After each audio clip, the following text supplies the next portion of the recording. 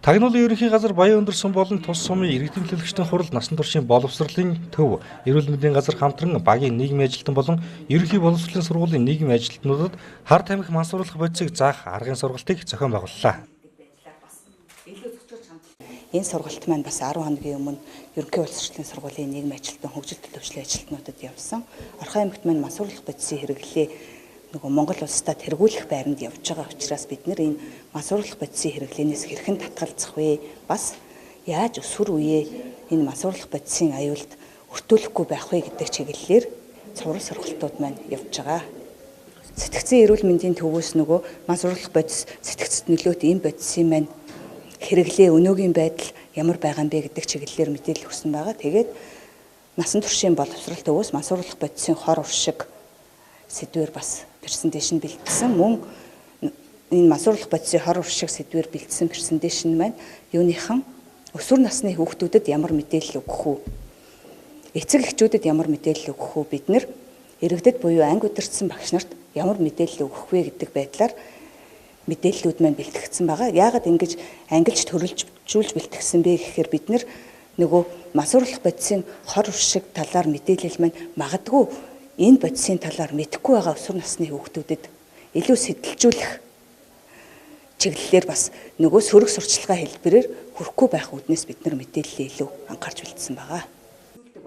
Аливаа зүйлийн хэрэглэгч нь байж тухайн сургалтаар хар тамхи мансууруулах бодисын хэрэглээ ба хор нөлөө болон Монгол Улсын өнөөгийн байдал, Орхон аймгийн одоогийн нөхцөл байдлын талаар мэдээлэл хийсэн. Мөн өсвөр насны болон тэдний эцэг эхчүүдэд хар тамхи мансууруулах бодисыг хэрхэн зааж таниулах талаар заах аргын сургалтууд орсон юм а. өсвөр насны хүүхдүүдэд хор уршигыг ойлгуулах чиглэлээр идэв. Тэр сургалтаар бол их маш олон зүйлийг мэдж авлаа. Энэ тухайд бол нийгмийн ажилчид бид нэр иргэдийнхээ адилхан ажилтдаг хүмүүс байгаа. Баг толгомж байгаа залуу үеийнхэнтэй хандж хэлэхэд хар тамхи мансууруулах бодисны талаар хэдэн ямар хор уршигтай юм бэ? Энэний талаар иргэдэд ямар хар толболдох вэ?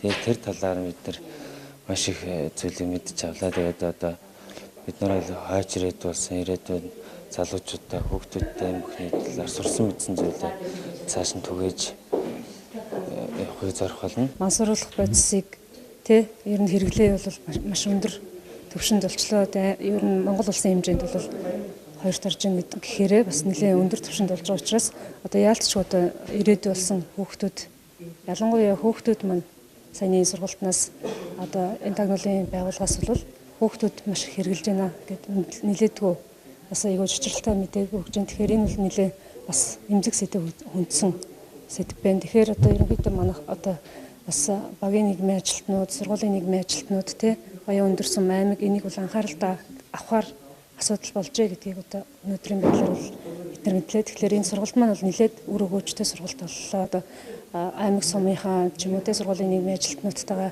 нэлээд төлөвлөгөө боловсруулж ерөнхийдөө бол хүүхдүүдээс илүү одоо хүүхдүүдэд сургалт мэдээлэл өгөхөөс илүү эцэг эхчүүдтэй ажиллах нь зүйтэй юм болов уу гэсэн ийм л санаа олон сургалтаас одоо гарлаа.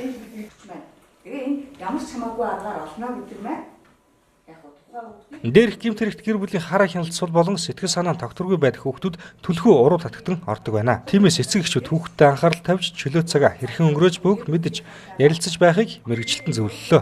Дэлхийн улс орнуудад өсвөр насны хүүхдийн мансууруулах бодисын хэрэглээг бууруулсан хамгийн гол туршлага бол эцэг эхчүүд хүүхдэд тавих анхаарал халамжаа сайжруулсан явдал байдаг байна.